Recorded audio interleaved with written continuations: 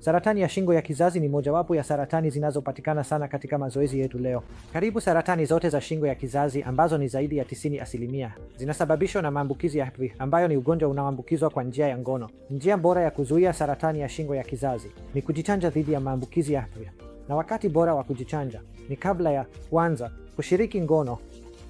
Kwa hivyo umri mzuri wa kuchanja dhidi ya saratani ya shingo ya kizazi ni kati ya miaka 11 hadi 13, labda hadi miaka 15. Hata hivyo, ikiwa mtu tayari anashiriki ngono, bado ni bora kujichanja ili kupata kinga fulani badala ya kutokuwa na kinga kabisa.